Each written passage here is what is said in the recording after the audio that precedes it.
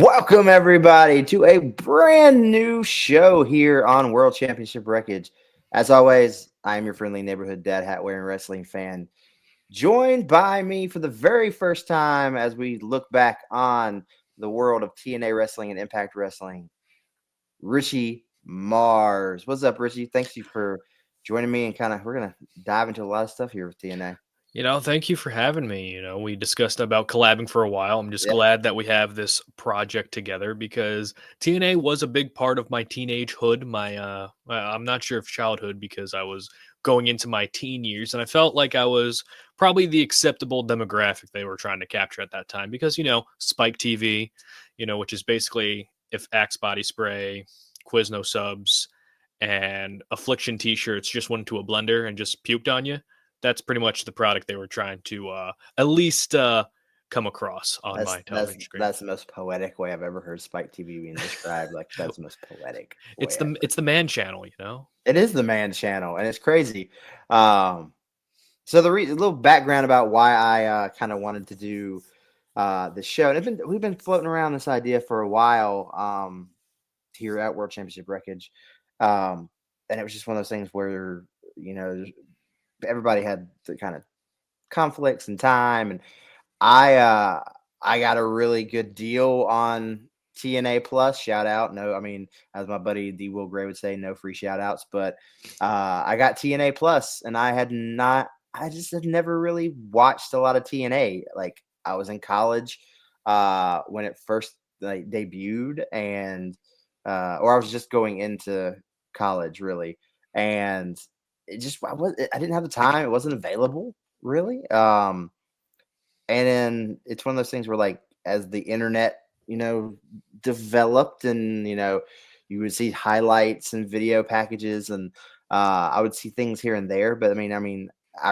my first real big like seeing at least a slightly grander stage for TNA was when their YouTube channel really started dropping like those complete histories a few years back and everything. It's like complete histories of Aces and Eight, complete histories of Sting, complete histories of Gail Kim, like things like that. Um, but when I got TNA Plus, I started from the very first weekly pay per view that they did, which I thought was a really cool thing that they did. Expensive for back. I mean, even for back in the day, Yeah, $10 a show. $10 a week. Yep. So I mean, that's you. If you're if you're a super fan of TNA for the very beginning, I mean, that's $520 a year just for TNA. But and now I think I'm in about 2007, close to being about 2008, at least in my watch along. So I'm about 4 or 5 years in before we're going. But we're gonna jump all over the place here with the show. I wanted you to take the lead on the first one, and you chose a topic that I'm right in the middle of really like. So I'm in the thick of it. I think getting closer to the end, but yeah, Kurt Angle and Samoa Joe. I mean, the second Kurt Angle debuted, I'm like, okay, how soon before him and Joe get together? And I mean, it's like instantaneous, and it's perfect chemistry. Yeah, absolutely. Because I think a lot of people were wondering when TNA started getting that momentum. Because when they went to Spike TV, they were taking over pretty much the Monday Night Raw time slot because Raw went back to USA. And then not even a month after, Spike TV picked up TNA. And that was it was a show, I believe, on Saturdays at 10 o'clock at the time, which was uh, perfect for me because it was Velocity Oh on, yeah, and then it was TNA. So all that happened. You had the first couple of guys. The first show I remember seeing their first Spike show. It was Team 3D. They made their debut after leaving WWE. And then you had people like Christian coming on, as Christian Cage.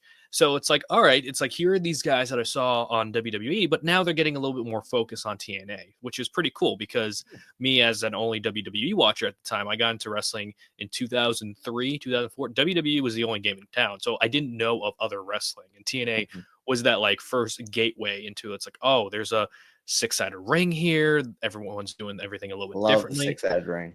Love to Yeah, see. apparently it's terrible to bump on though. I can't That's what speak I've on heard. that for I haven't bumped on it, so I don't know. I did take a picture in one of them though, with TNA champion AJ Styles at the time. Cool. So that was pretty.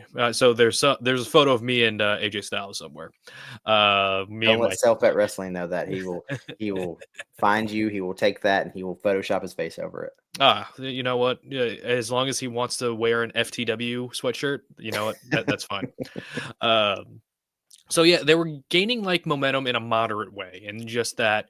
Okay, we have that. It's like, oh, we have Sting who's coming back. You know, it's not Prime Sting, but Sting's coming over. Mhm. And then the big one was Kurt Angle, and Huge. this is not the same thing as okay, he had a run in WWE, and here is Kurt Angle. We're in the middle of peak Kurt Angle right here. Like this is just coming off of WrestleMania 22. Year before was Shawn Michaels WrestleMania 21. He had that awesome match with the Undertaker that February, Yeah. and now he's gone from WWE. Got that unconditional release, for better or for worse. We're not going to get into that right now, but his debut in TNA also coincided with them getting primetime television. Yeah. So now it's like 9 o'clock, I believe, was the time slot at the Mhm. time, and it really did build up because not only was his debut impending on the first primetime show, but also the storyline of Samoa Joe essentially claiming he's the uncrowned world champion because he defeated the world champion Jeff Jarrett the pay-per-view before in the Yeah. fans revenge I believe strap match or something like that, where Mhm. they had 10 fans at ringside who had straps, and then they could just Yeah. just whip them. They actually did hold a contest because this was not the only time they did this. They did it with Beer Money and I believe another team, and there were Oh people yeah. who Yeah. would like say promos, just like trying to Get to get get in. on the floor with a strap to be able to hit people. Yeah, so it's just such like a we're gonna use this with the show a lot. It's such a TNA move. Yeah. Don't want to go full LO TNA yet, but we had the first confrontation, which was very electric with Kurt Angle, Oh yeah. debuting like the Vision Quest kind of theme against Samoa Joe. Intro Mhm. is insane. It Like is. It's everybody knows the "You so. Suck." Mhm. Like it's classic, but like the video package with the light kind of Mhm. hanging and that like high pitched sound, like Yeah. it fits that peak wrestling machine version of Kurt Angle. And the elevator before the Cody Vader, we had the Kurt Yeah, Angle elevator too, with and the it just flag, like yeah, the it's a cool flag. visual. It's an awesome visual, and it really did separate Kurt Angle from WWE to Kurt Angle and TNA because this Mhm, seemed like, oh, okay, he's not bound by just the WWE way of doing things. Now mhm, we're going to see if he could sink or swim by himself because Kurt Angle was an only WWE guy. Yeah, he had that appearance in ECW, but now it was more of the time. It's like, what's Kurt Angle like outside of TNA? And we're about to find out what it was. And I was very surprised that they oh had yeah. Kurt Angle and Samoa Joe just face off right off the bat. Mhm, Not just like in the ring confrontation, because I'm like, okay, they're just gonna do that, and then down the line, maybe next year, Bound for Glory, we'll get yeah, that matchup. No, they just went Genesis next pay per view after Bound for Glory, yeah. and they hyped up Kurt Angle as the enforcer for the Sting Jeff Jarrett World Title match. Mhm. So that was his first role. And sometimes I kind of like tilt my head to the side more than usual in my videos when I see the enforcer thing because it reminds me of the Bret Hart deal Yeah, when from he Starcade. from Starcade about being a guest referee in a a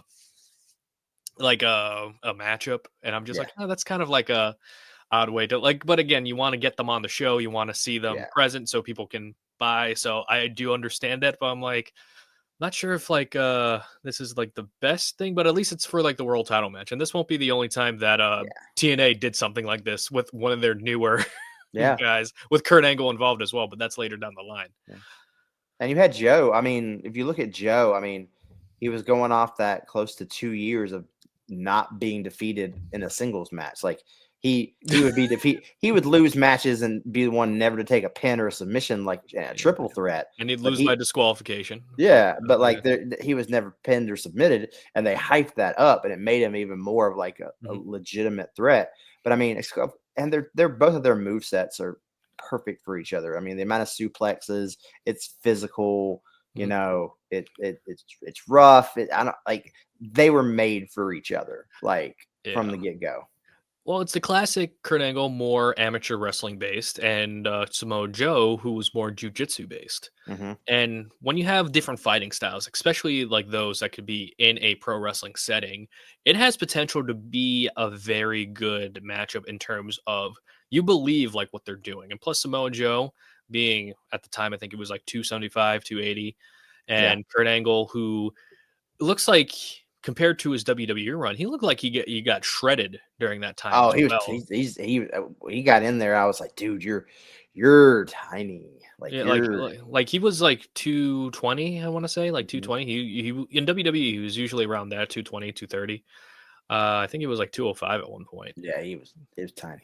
But you still believed it because it was just a different style of Kurt Angle that he was presenting and wanted to present at that time period. Mm-hmm. And it's very interesting because it's like, oh, here's this mega matchup.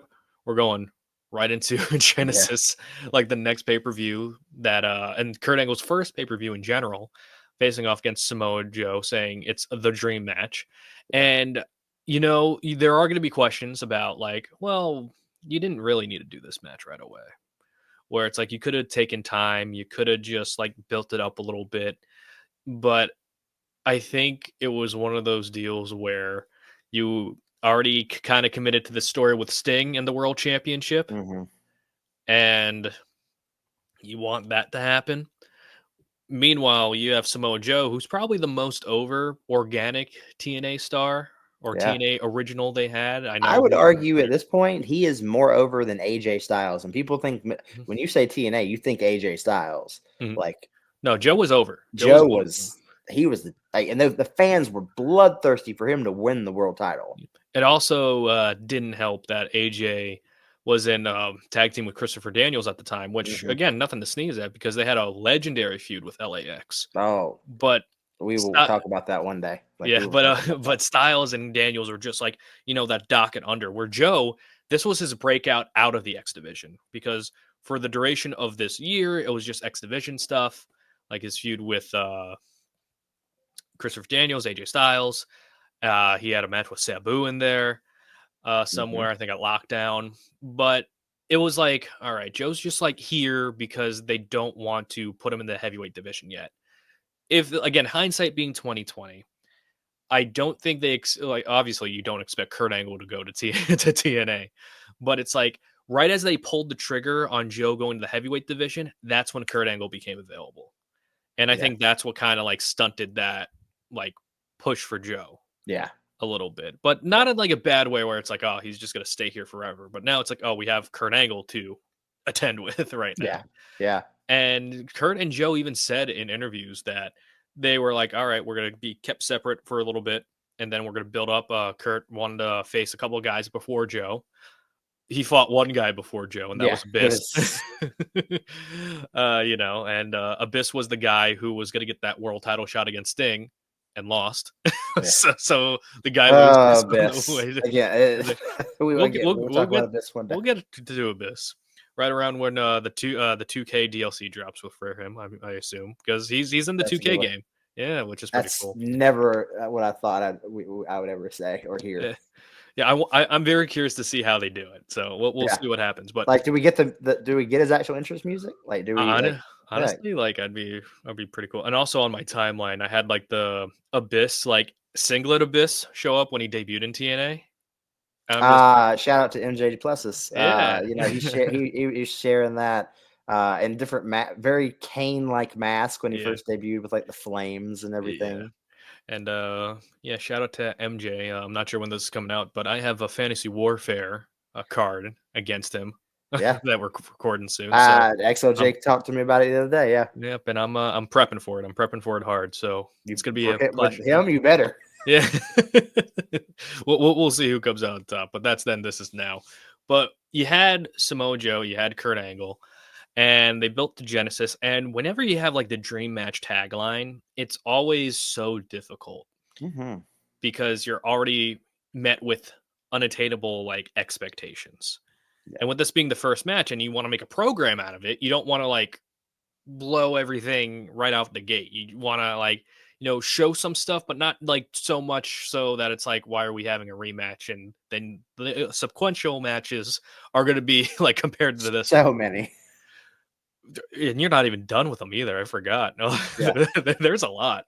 Yeah. But the first one was Kurt Angle goes over, makes Joe tap out, being the one to end Samoa Joe's quote unquote undefeated streak. Which makes sense. I'm sorry, Kurt Angle's not going to come in his peak time frame of his career to lose. I counter that with saying, "Why book the match then?" I mean, really. But again, TNA, this is their first time having a star that's in their prime, like a Kurt Angle. So yeah, you're gonna want to have the most interesting like matchup possible, and it did their best buy rate to that point. Mm-hmm. So short term, great. Long term, we're gonna talk about that a little bit. Yeah. But we had Kurt Angle, Samoa Joe. Samoa Joe goes in for the handshake. Be a man, shake my hand. And Kurt Angle does, the classic sweat, like wiped off and then leaves. And that builds immediately turning heel. Yep. I mean, it's like how'd you feel about like Kurt like immediately almost turning heel like a month or two like into his TNA run?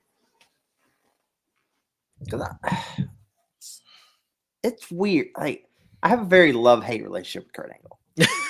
Like super talented, but like I don't know. I enjoy watching his matches, but I'm also a big storytelling guy, and I'm just like, there's times where I'm just like, will you shut? Like when he's doing promos, I'm like, will you shut up? Like I'm not a big fan of his promos. So there's times I'm like, when you're a heel, I know you're gonna talk more, and I'm gonna have to listen to you. Again, just wait. Oh, joy. I mean, the thing is, I'm like, I know his run in TNA is longer than it was in WWE, so I'm just like, I got a long ass time to go with Kurt Angle. I like Kurt. I like Kurt. I like his promos, but you definitely get the sense as time goes on that the show becomes very Kurt Angle oversaturated. That's what I feel right now. Like, yeah, like you're in there, but you're not like in there yet because you said you're still in 2007, right? I'm about to watch Bound for Glory 2007. Yeah, you got a couple more years than you. Don't worry. So again, the build up to the second match, which is Turning Point, which is the month after Genesis, which is and these are the main events of these shows. The world title isn't going on last. It's Kurt Angle and Samoa Joe because Kurt Angle is the draw that people want to see. And the world title program is Sting, Abyss, and Christian Cage. And I remember as a fan, I wasn't really all that into the Abyss and Sting story. It's weird. I mean, to me, it was always a kind of callback. Like when I was watching it, I'm like, this is a callback of Sting, Cactus Jack. Like it's that. Like you got somebody super hardcore. You got Sting. Who is? I mean, he might still be. Crow Sting. But he's super over and he's a babyface. So I mean. Yeah, and plus with Abyss, there were critiques of it being like a combination of Kane and Mankind. Yeah, and not and you exactly, get James Mitchell, mixed in there, who later turns out to be the father of Abyss, or half father, like something like that, which was like Kane and it gets like where I am right now. Like he just debuted Judas Messias. You're gonna have fun with that one. I'm just like I came out and I'm just like what. I was like, what in the Brothers of Destruction ripoff are we like? Well, who Judas Messias later became, right? No. You ever watch Lucha Underground? Yeah, a little bit. Remember who was with Katrina? No, not off the top of my head. Yeah, it was gosh, I'm forgetting his name too, but that was Judas Messias under a mask. All right. Yeah, so once again, did pretty well for himself. He was a very big name in the Lucha Libre promotions. Okay. But anyway, we're in the Turning Point, which is labeled the rematch, and Kurt Angle said that he gave Joe the rematch because how there was a situation in amateur wrestling, which is a true story, where he lost to this guy who he knew he could beat, and then later beat him on his way to win the Olympic gold medal. It was very So- weird. Like we were just talking about heel. Like that's a very babyface thing to do. They were really trying to do You're the shades of gray. teeter-tottering. They were Yeah. really doing like the shades of gray thing. And I'm not sure if they were executing it well because Samoa Joe was already doing the shades of gray thing. Like Samoa Joe was like a babyface, but he's heel, but it's like there was no like dramatic turn. Yeah. And same thing with Kurt Angle. Like the roles weren't firmly established. And I think at that time period, in 2006, like TNA was trying to find its identity. And I feel like they weren't giving them enough character beats in order to justify who's one over the other. Yeah. And with Turning Point, it ended with one of my favorite Kurt Angle spots, even though you can't do it today. And I don't blame people for not doing it today. It was the steel chair, like ricochet off the top. Oh yeah. Yeah, and then Joe gets in the choke. Kurt has nowhere to go. Taps out from there. Scores 1-1. Yeah. And this is where things get weird for me, more than usual, because the next match is at Final Resolution, the next pay-per-view. And it's the not only a number one contenders match for the World Championship, but also it's an Iron Man match. And how this match gets made is Samoa Joe wins Superstar of the Year for TNA. Yeah. Because he's gaining popularity. And Kurt's mad and he just got there. Like you haven't even been there for 6 months. Yeah, and like he took like Joe's I don't even think it was established. Was it like his girlfriend, his wife at the time or something? Or his It was his somebody friend? you never heard of, have never heard of, never seen of, like, and you don't Yeah. ever again. Yeah, so like basically this person was here for a plot point. Yeah. And Samoa Joe was like rejecting Curtis' rematch because Joe won. And then Joe's like, "Oh, what? Yeah, I'm just gonna break her ankle." And I'm just like, "What? I'm like, this escalated way too quickly." And like Samoa gonna let Joe's you like go. on like yeah, Samoa Joe's just like on a crutch. He's like, "You got your match." I was like, "Okay," being overstimulated as like a teenager. I'm like, I "Okay." just met her last night. I don't care. Yeah, Like, yeah. I'm just like, okay. So it's an Iron Man match, and we're burning through this like full throttle. Like this is the equivalent of getting jet fuel in your car, and you're already on like a quarter tank of gas. yeah. Like, what did you feel like watching this play out before your eyes? Like, were you fatigued by it already? Were you more excited about it? Like, what did it have you feeling? I was very. I think by this point I was like, okay, how much more are we gonna go? Mhm. Like how much longer? Okay, where this is the third one. Like it's okay, and we're for we're for a title opportunity. Okay, so unless it's them for the title, that's the only next place you can go. You can go with it. So I was like, okay, I figured then we were gonna start. Okay, kind of teetering off and going in separate directions. But no, we are not. Why would we? That'd be the easy option. Oh, TNA. So don't worry, we're there. So we have the number one contenders Iron Man match. Yeah. And Kurt Angle wins, but it was like, one of those things where it's like, oh, it's at the buzzer. Joe could have like tied it up if he wanted to, but the I hate when clock they do ran out. that. I hate when they do that. It's one of the big wrestling cliches, And now, at least in WWE, we're probably never going to see an Iron Man match again after the Seth Rollins Dolph Ziggler one. No, And the Fatal 4-Way they did in NXT after that had nobody in the crowd, so they couldn't start the chant again. oh yeah. Yeah, so that's why I hold a grudge over like the Pittsburgh. I think it was the Pittsburgh crowd. It was like the Philadelphia or Pittsburgh crowd, tying it back to Kurt Angle because they kept doing the Rumble countdown during that Iron Man match. And people are like, "Oh, it was an awful match." I'm just like, "Okay," but it's like you guys didn't give it a chance. Yeah.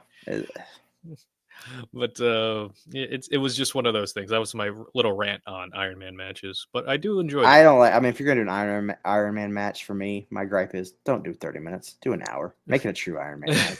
Like I do like the 30-minute though. Sometimes like 30 minutes, like it's a good length depending on like. I grew up with the Brett and Sean. I can't like it's. I actually when I first watched that, I fell asleep. I mean, you can't. I mean, I don't. I'm not gonna lie, but I mean, I also am a big technical wrestling fan. So like for me, like a Brett match, cool, you got me. Mhm. Like Yeah. Sean, yeah, you got me. So them together. Yeah. I got a couple of those that people are like, oh, it's one of my favorite matches. And I'm like, I fall asleep every time I watch it. It's one of those things where I enjoy reading their autobiographies because Yeah. when I read Sean's, it's like, oh yeah, Brett came up to me saying, "Why don't you do the first 30 minutes and I do the last 30 minutes?" And Sean's like, "Cool."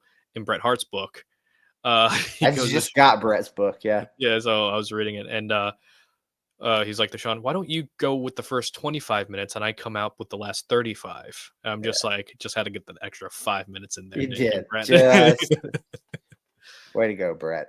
Yeah, no, Way to go, Brett. yeah, it is what it is. Everything worked out for the end, but I mean, he had to be relevant again today. I mean, we're talking today, and he literally made a comment about AEW. okay, Like, so like I didn't want to bring it up, but like that comment was kind of taken out of context because before like he was asked about modern wrestling overall, yeah, right? And then he did praise Roman Reigns, he did mention AEW, but also a couple of years ago he criticized Gunther and his match with Sheamus at Clash of the Castle, and then he criticized Seth Rollins for being unsafe after he broke John Cena's nose, and then he said yeah, John Cena was a great worker, even though he's been critical of other people in the past, loudly calling spots in the ring, and John Cena is kind of known for that, for yes. better or for worse. Sorry, Michaela, but So, yes, yes, yeah, so it's one of those things where I'm like, look, it's not like a strictly AEW thing.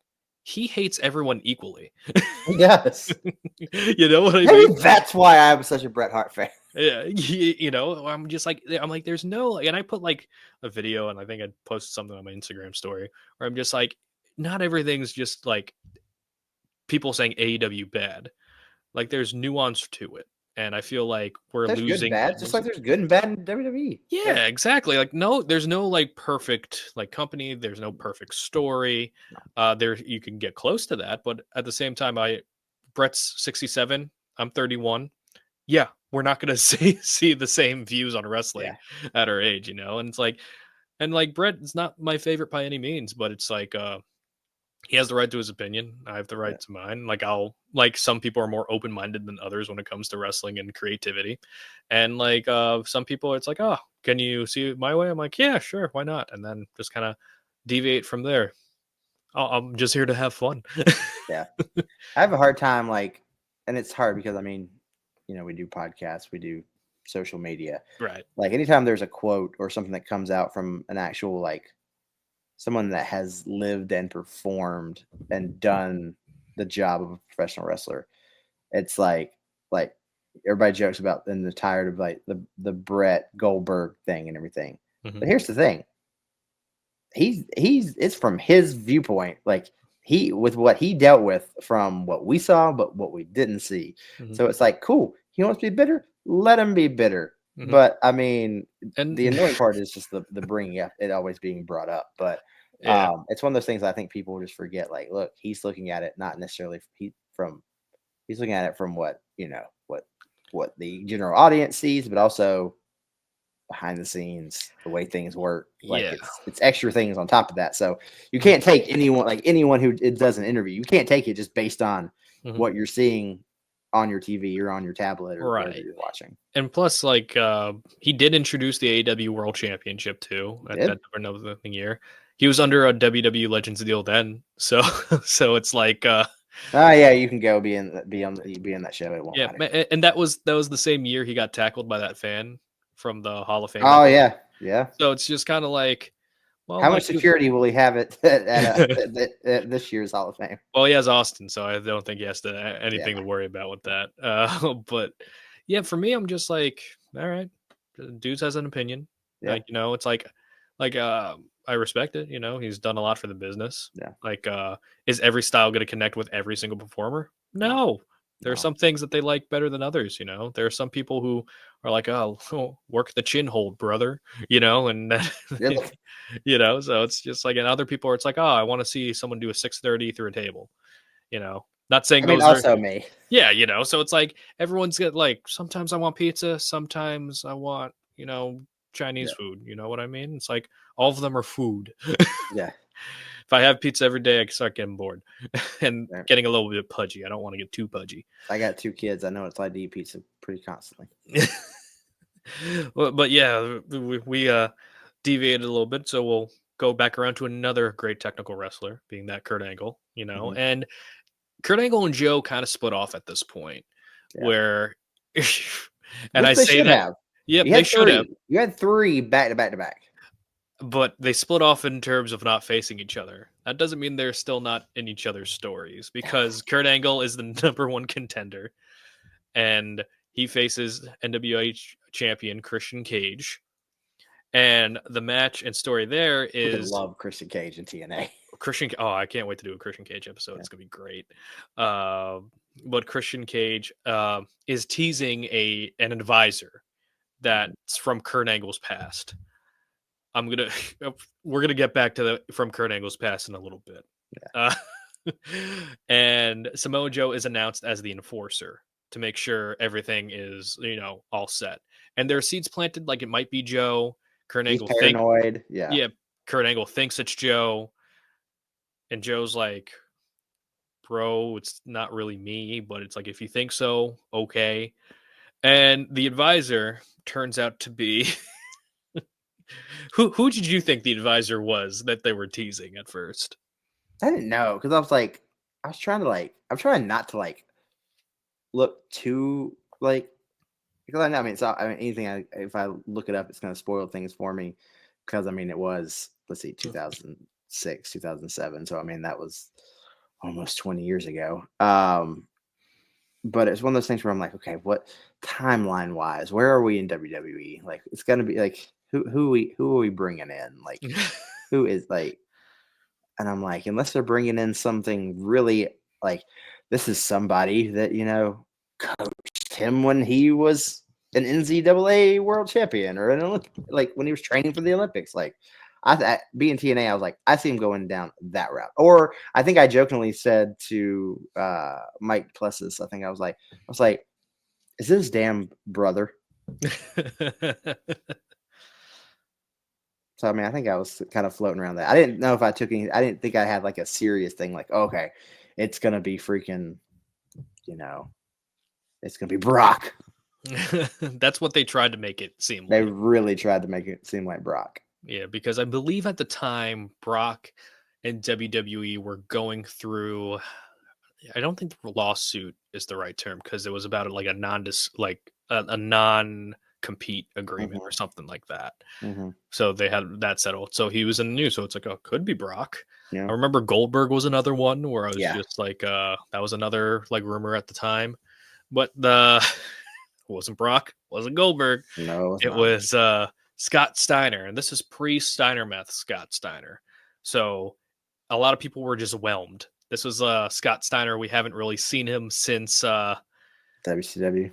Not only just WCW, but also I believe oh yeah, I believe he was in TNA for a little bit. Like this is fresh off like his run with Rick.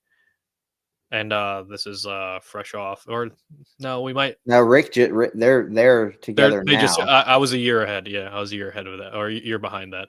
But it's like, yeah, this is Scott Steiner, like who was last seen as Jeff Jarrett's henchman. Yeah, I believe. Yeah. And now he's Scott Steiner is Angle's advisor. And this is just like, you did amateur wrestling. You also did amateur wrestling. It's the same world. You must know each other. You didn't know that Michigan and Pennsylvania are right beside each other? It's kind of like, you're Grimace. You're the Burger King. You guys know each other. Yeah. Even though that would be pretty sweet to see. Like Burger King and Grimace together. Like the Burger King mascot. That would be pretty dope to see, though. But this was like the anti that. Like why do I feel like Grimace is now the R-Truth of like, this isn't McDonald's? Yeah, like, it's all those videos, man. Those viral Grimace birthday meals that they did the other year. Purple shake. Apparently, if you have a French fry, and like it changes the taste of the shake. What? So if you have the shake like regular, it's like vanilla. But if you like eat the French fries beforehand, it tastes like triple berry. All right. All right. I didn't ever try one. I was just neither did I, but that's what people swear to me who tried it, and I'm just like, you better not be shenanigans. I call shenanigans. You know what? It wouldn't surprise me because McDonald's hotcakes They're made from Sprite. What? Yeah, you could have McDonald's Sprite and you can make McDonald's hotcakes. All right, and I'm gonna have to Google this after this. I have a wealth of knowledge that surpassed wrestling. That's why I can only focus on wrestling, because then I just go off like this. I'm very intrigued by the Sprite pancakes, but okay. All right, so Scott Steiner's Christian Cage's advisor, and even me as a young fan, lockdown is in April, so we're building up teams for lockdown. Mm-hmm. So Samoa Joe and Kurt Angle are still being kept very much apart. Now they kind of like separate at this point. What are your thoughts on the Kurt Angle Samoa Joe feud? Like this happens with Angle's, like, I guess, first six months within TNA. Mm-hmm. How would you rank his like run so far? There's the term that they use in wrestling that, it's not always about the world title, and some people dispute and say it should always be about the world title. At the time, I'm sorry, this storyline had me more intrigued that, like you said, the Sting Abyss thing didn't. To me, adding Christian Cage into it is what made it a little more. And I'm a huge Sting fan. I mean, I'm looking at Sting stuff all over my wall that I've got. But the storyline had me more hooked than that world title picture. And I knew that it was only a matter of time before the world title was on Kurt. Like, I mean, he's your biggest acquisition from the competitor. Mm-hmm. Like, you're going to put that belt on him. Speaking of which, let's fast forward a little bit here, because at Sacrifice, I believe, this is around the time where TNA severed ties with NWA. So now the NWA championship is now going to be the world championship. And we have, of course, it wouldn't be TNA if we didn't have a controversial finish, with the ending of the match being Sting, Schoolboy, and Christian Cage. Mm-hmm. Kurt Angle has Sting in the ankle lock. Sting taps while pinning Christian Cage, but Angle is called the winner. Yep. Which I was kind of bummed, because I thought the NWA championship would look sick around Kurt Angle's waist. Yeah. I think that looked pretty dope. Yeah. I kept waiting. I'm like, I know this changes. When does this change? Yeah, it changes the next night on Impact. And I remember this vividly. It's a beautiful belt. Beautiful. Love this belt. Yeah, it's like a combination, if like the Big Eagle belt and the IWGP belt. Perfect. Did like the fusion dance. Mm-hmm. And then you get that. Yeah. But of course, the title is held up. Yeah. And now we're going to have everyone's favorite gimmick match in TNA. King of the Mountain. King of the Mountain. Now, for those of you who don't know, what is the King of the Mountain? What are the rules of the King of the Mountain match, DadHat? There's a cage outside. There is a cage. There's usually an official, like the first one, it was Vince Russo. And then at one point it was Zbyszko, but there's usually an authority figure outside the ring holding the belt. And then once a wrestler pins another wrestler, the pinned wrestler has to go into the shark cage for a length of time. And then once you pin or submit somebody, you are then eligible to, instead of take the belt down, you climb up to hang the belt. Only then, because you're the winner, to take it right back off. And if you drop the belt, that is considered a dead ball, pretty much. And then you have to retrieve it from the person again. So, I forget that rule. Every time I watch one, I'm like, I forget that. So, very convoluted rule set. I think they perfected it with the Iron Survivor challenge we have currently in NXT. Yeah, I love the Iron Survivor. Yeah, shows what happens like when you don't throw like unnecessary stipulation. Like, I think the concept of like pinning someone or making them tap to have them go in the penalty box to win the match, I think it's a cool concept. Yeah, I think it adds a little bit something. Like, I just watched, I forget what the name of it was, but it's like it was a gimmick match for Abyss, and it was a 6-way tag inside the 6 sides of steel, but it was like like you had to make them bleed before you could pin. Oh, don't. So on my podcast, we went over the worst of TNA. One of the things, it was the Doomsday Chamber of Blood match, I think is what you're talking about. And it's a 6-person tag match. Sting, Abyss, and Andrew Martin. Yep. RIP. Against Christian, Tomko, and AJ. Yeah. And it ended because the rules were you had to bleed. Yep. And then you're eligible to get pinned.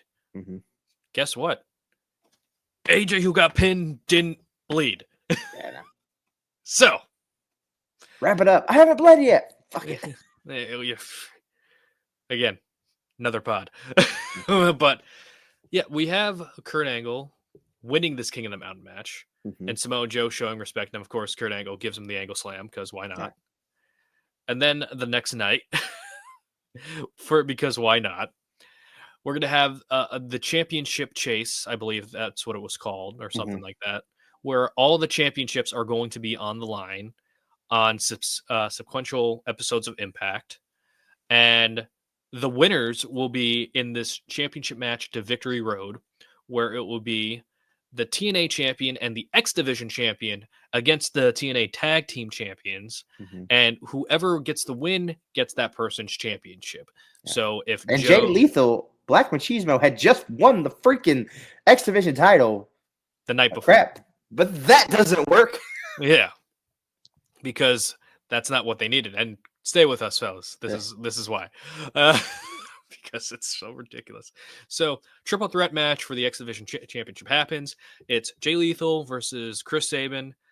And I want to give you a guess on who the third participant Oh is. my gosh, he. And it was Samoa Joe. Yeah.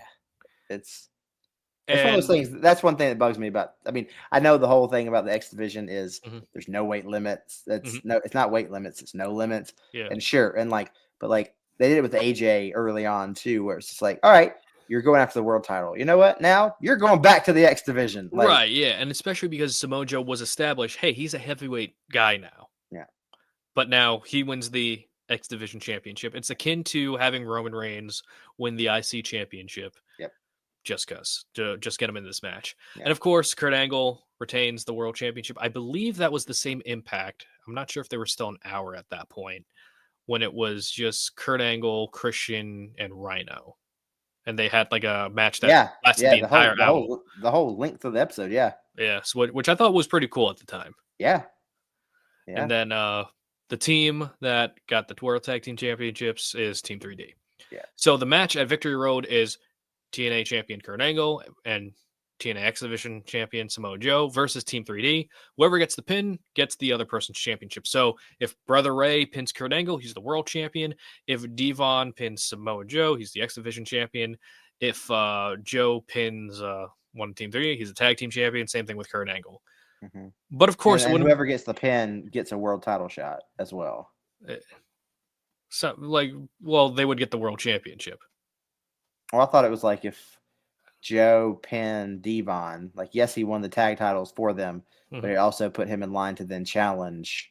Oh, Kurt. We'll get to how he got that number one contendership, because it is the most ridiculous way that I think I've seen. It might have been part of the stipulation, but there's there's a little bit of an additive towards it.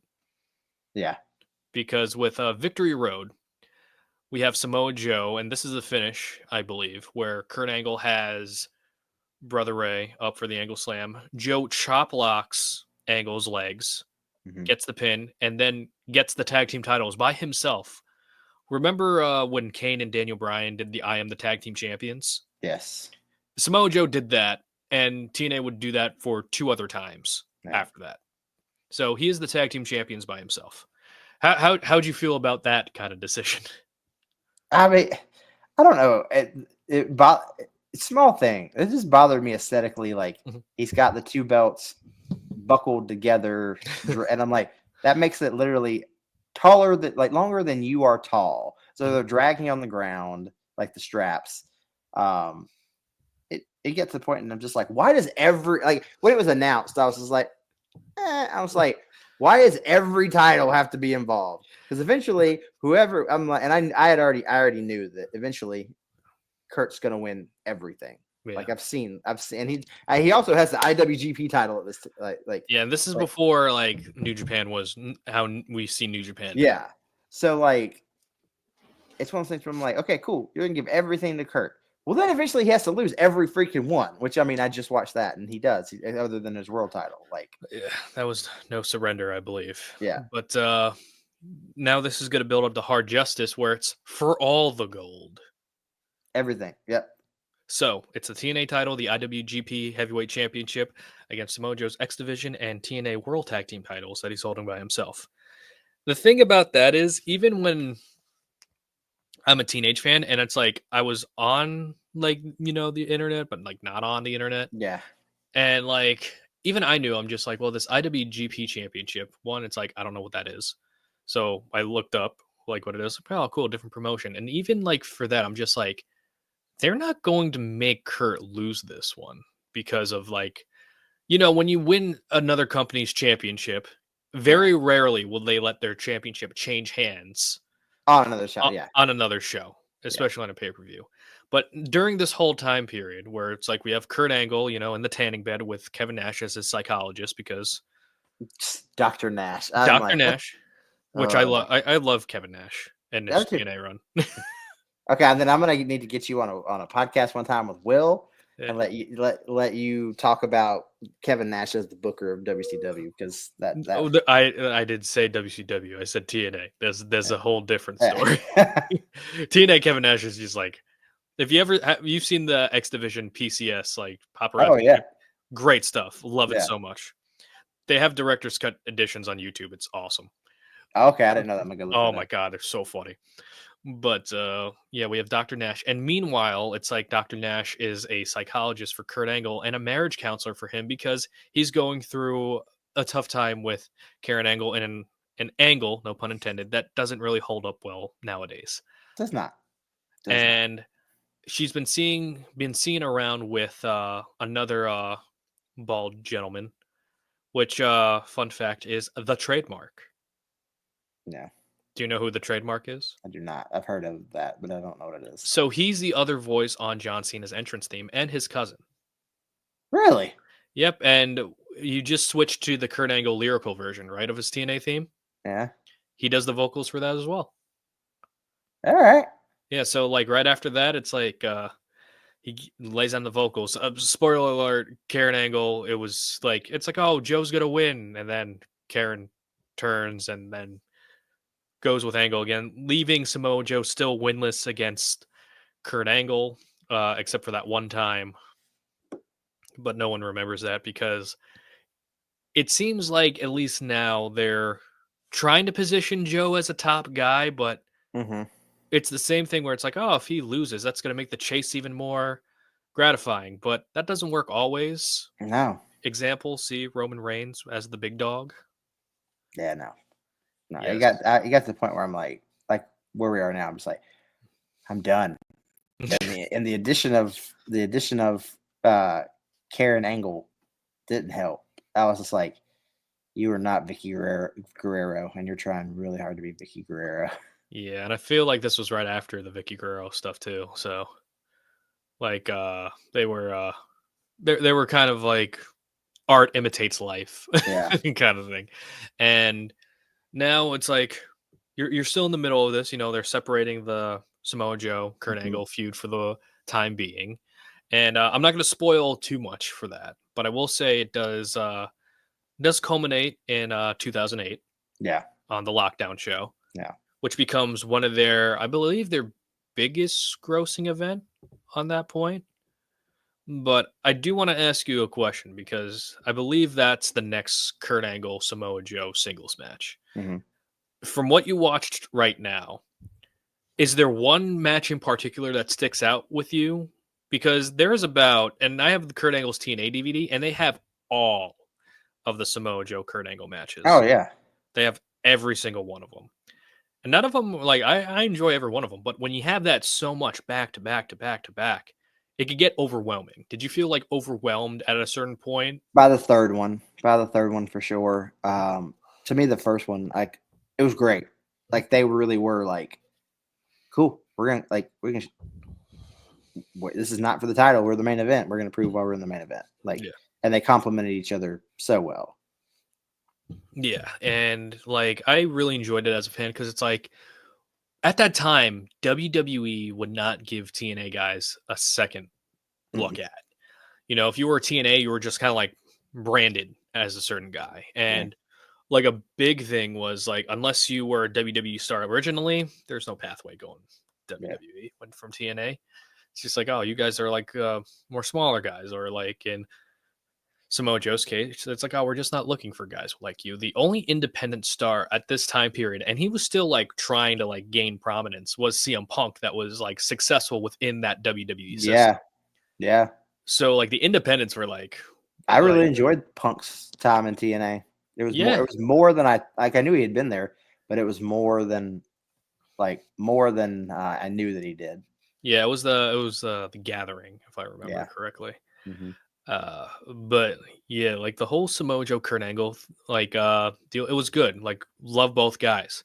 I was just so exhausted, like Yeah. as a fan watching it, because it was just like, if it's like you're on universe mode or GM mode and like it's like, all right, this rivalry is peak, move on to anything. And I just remember like if you played SmackDown versus Raw 2006 or 07, they'll give you like a thumbs down if it's like like going on too long. Yeah. I'm just like, I need variety, because we were talking, we really do like Christian Cage Yeah. as like in TNA, and him as world champion, I think could have been explored more. Oh yeah. But it's like it's one of those shiny new toy effects where it's like Kurt Angle was the latest Yep. new guy, Yep. and then Sting, and then Christian. So it's like everyone's gonna go down a notch. And Samoa Joe, I feel like they waited too long to pull the trigger on him being world champion. And as a result, it kind of felt a little bit underwhelming in comparison on where it should like happen. Mhm. Like they wanted to do the Kurt Angle and Sting match at that Yeah. year's Bound for Glory, which is great match too. That's where I'm about to. Yeah. That's where Yeah. I'm about to watch. Yeah. Like I'm in the whole like. Karen Angle says that Sting slapped her when they were When he doing. did the point. Yeah. I'm like, oh, and then I fell and hit my head, so I don't remember it. I'm just like, Just a lot of over the top stuff. Yeah. And yeah, when you get to the match, trust me, it's a great match. But it was one of those things. I think hindsight being 2020, Samoa Joe winning the championship from Kurt Angle, Bound for Glory, should have been the direction to go to. Yeah. And unfortunately, it was like one of those things where it's like, then the convenient excuse is like, well, it's like we already did it so many times, we need more variety. But it's like you burn through a potential like 2 to 3 year program in about 4 months. You did. And it's one of those things too, where I mean, I get it. We mentioned it earlier. Key peak Kurt Angle, right? He's probably in that mindset right now of, or at that time of the. Like, I don't want to say him because fuck you, Hulk Hogan, but like that doesn't work for me, brother. Like not necessarily thinking about maybe putting over the younger guy, but because he's the one putting butts in the seats, but putting it on the younger guy right then when he was red hot could have led to, like you said, several years of back and forth. I actually do have a fun story how I became indirectly involved in dirt sheets. So Kurt Angle used to have a podcast, right? Yeah. And he would have Q&A sections. So I asked him how he felt about his match with Jay Lethal at No Surrender, because I really enjoyed that match. Yeah. And he said that he dropped the championship without telling anybody. Yeah, I saw an interview recently about that. Yeah, and I'm just like, and he said later that they had him drop it the next day, but that was the Slammiversary one, not this one. But I was just like, oh, that's pretty like if that was actually a thing, like he called an audible of changing the title without having anybody know. I'm like, that's crazy, because they wanted him to like hold on to the X Division Championship, and he's just like, I'm just exhausted. Yeah. So he's just like, let Jay Lethal beat me, you know, and help Jay Lethal a ton at that time too. It did. I mean, I was waiting, like when he kept just being, no gimmick whatsoever, Jay Lethal. I'm like, when does Black Machismo start rolling around? So I remember the first time it got mentioned, I'm like, here we go. We'll get to Black Machismo too. But yeah, that pretty much covers the whole Kurt Angle Samoa Joe saga. Again, there wasn't really the only like I would say like entertainment portion of it where it was more about like the segments and the television week to week was that storyline with the Kurt Angle and Karen Angle like divorce stuff. Yeah. And like that was more of like where Joe kind of like was a third wheel in his own story at that point. I agree with that. Where it's like you could have just put anybody in that slot and it would have just worked just as well. Samoa Joe and Kurt Angle didn't need to be a thing. like a tag team in that Victory Road match or Hard Justice, I feel like no one's going to bring up that portion of their feuds together. Yep. So, Yep. like, to be honest, it's like if they went to me and like, Richie, you have to do the Samoa Joe Kurt Angle match, like, and you have to do it for the next 4 months, I would have like ended it at the final Resolution Iron Man match, and then we build that next matchup from there. But legitimately, like, let me count the months. So November, December, January, February, April, June, July, August, like within like they had like at least were involved in some way, shape, or form in 8 months. It's a long time. That's a Yeah. long time. Yeah, especially with, this is only Kurt's first year in TNA. Yeah.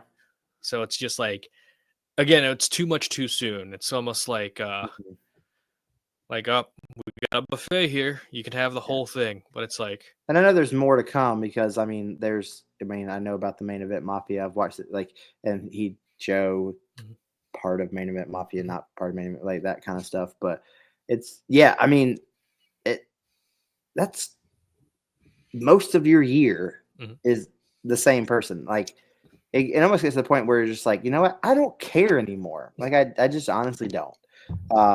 Like, be involved with somebody else. Like, that's all right now. I'm like, all right, you're going back with Angle and Sting. We've seen this already, but yeah, we can go again. Yeah, it was like that period of time in WWE. I remember that was big in criticism, where it's like the only people in the main event was a rotation of John Cena, Randy Orton, Triple H, Edge, and maybe Taker and Shawn. Yeah. And that was it. Yeah. You know, with this version, it was like Kurt Angle, Sting, Samoa Joe, Jeff Jarrett for a time. And that was pretty much it for the long haul for a while. Yeah. And speaking of Main Event Mafia, you could listen at Wrestling Retold and Relive with Richie Mars with my main Event Mafia episode with the Husky Rhodes. Very fun episode, one of my favorites. And just going over the entire history of the first iteration of the Main Event Mafia, which was only a year. A lot of people don't remember that. Yeah, it was short. It was short. But gosh, it felt so long. Trust me, you'll get there. But is there anything else you want to comment on the Kurt Angle and Samoa Joe rivalry, feud, anything like that? Anything that stuck out to you? No, I think I think it's one of those things where I think that Joe, I think if you're watching Joe, like, I was a big fan of Joe in NXT. Like, I was a big fan of Joe in NXT. I think if you go back and you kind of watch a little, if you revisit that and everything, you see things he took away from working with Kurt at this time. Like, you see little nuances, you see little like character things that he's doing. Like, he comes in and he's still Joe and he's doing what Joe has always done. But I mean, you see that mature Joe, you see that veteran Joe that clearly that rubbed off from working with Kurt for almost a full year straight, and then some. Yeah, and especially the style too. You know, Joe now has a more like grounded style. He's still agile, but like Samoa Joe during this period of time was still like doing that transition to the heavyweight style where he's not doing as much moves but making more moments, if that makes sense. Somebody asked, we were in a group chat not too long ago, and somebody asked me, like, okay, cool, you can bring one person over to WWE, or you can, bring somebody back to WWE that's in AEW. And for me, it's two people. It's Adam Cole and it's Joe. But I mean, Adam Cole just mainly on with the entire Undisputed Era, because I'm like, that would be making so much money right now under like the Triple H regime. But I mean, Joe with pardon me, the damn pollen and allergy season in the South. Joe, especially a heel Joe under Triple H, like, oh my God, like, with no Brock being around, like Joe could have been yes, he was later in his career getting to that main roster, but like, you could have built him up to be that next big monster, like, on that main roster.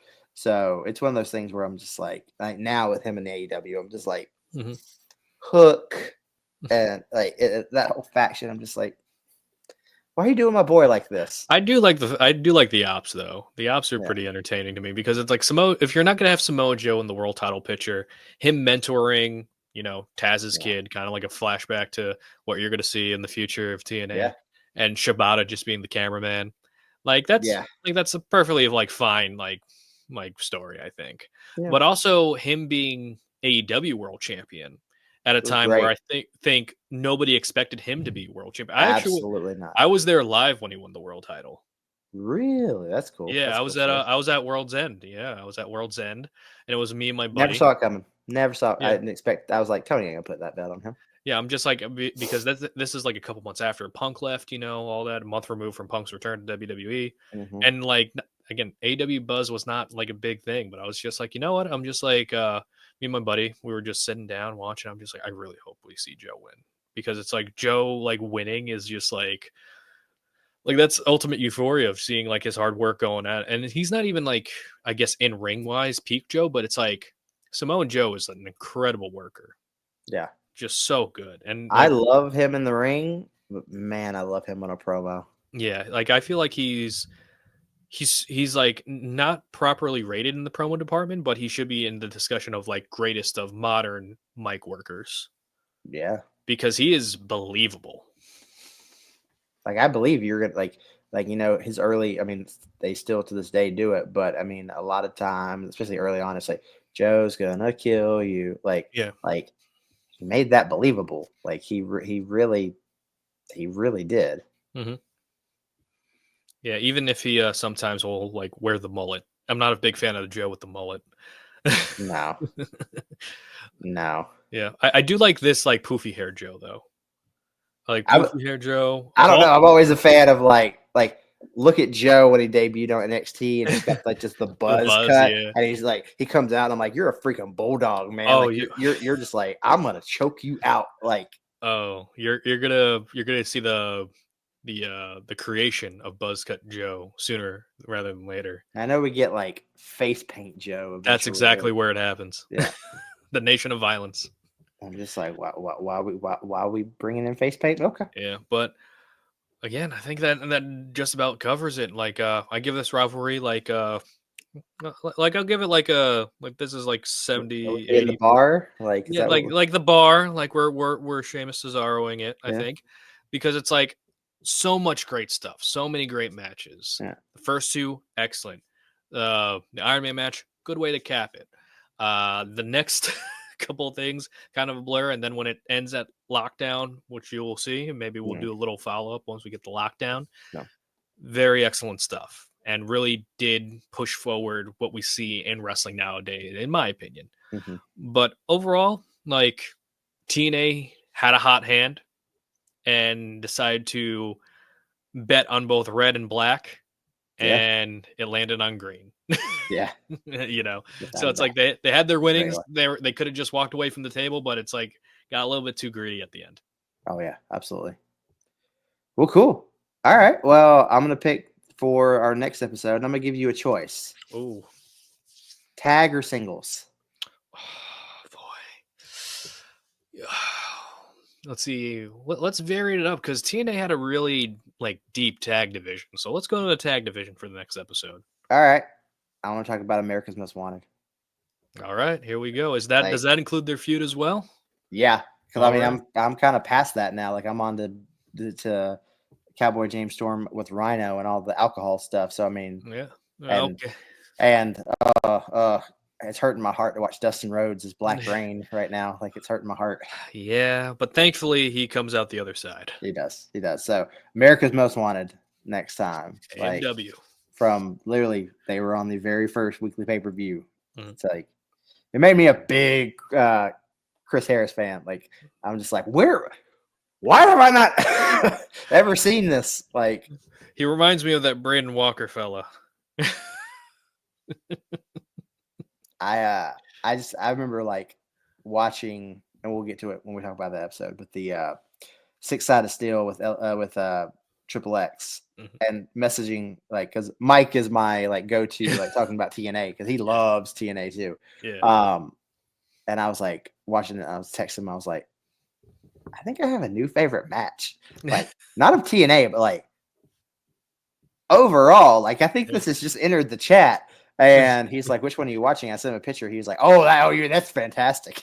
It's a great. I can't wait to talk about that steel cage match with the with Triple X. I can't wait to talk about the let's see, the breakup. Of course, Planet Jared. Not so hyped to talk about it, but it is a very important part in AMW's history. I can't wait to talk about stuff with the Naturals.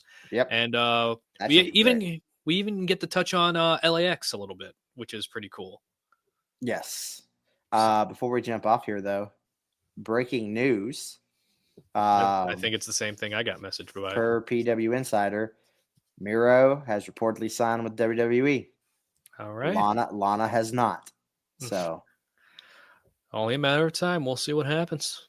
I'm like, what? Okay, well, my thing is, what are we going to do with him? That's my here's my thing. Give me a Miro, Big Bronson Reed feud. That's what I want. I see that, and I'll raise you Miro and Obafemi. Holy shit! Yeah.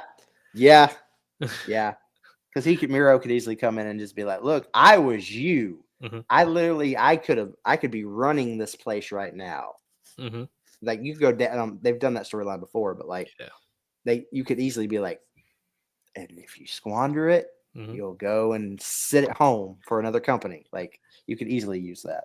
And also, just throw it in if they want to do a current storyline that they're doing right now. I've always had two options for this since the Judgment Day were discussing about adding a new member and they need muscle. Yeah. And they specifically said muscle, and then Dom went Penta. I'm like, that's not muscle, but okay, you do you. And of course, Penta turned down the offer. Anything is muscle to Dom. He's the size of he's the size of this pencil. Listen, the chicken nugget diet is going to pay off. Trust me on this. But we got. I feel like Rusev or Miro would be a good option for the muscle of the Judgment Day. Yeah. Or my personal best friend, Omos. I think that would be pretty, like a Dom and Omos kind of like pairing. Give the tag titles to that. I'll take it. Yeah, it's like it'd be fun. Yeah, I like it. I get. We were here for this. We're way up here. Yeah, I'll give it more of an angle that way. No pun intended. Yeah. All right, folks. Well, before we get out of here, Richie, let them know where they can find you, what you got going on, all that good stuff.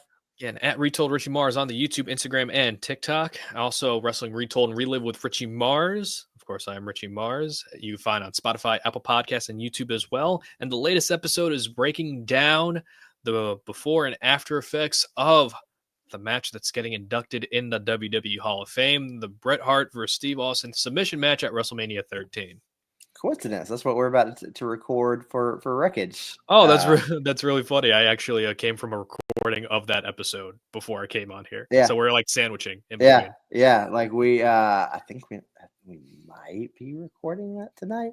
The funny thing is, I love that match. I love that match. But I mentioned the match that I fall asleep on like pretty much every time. Yeah. It's that match.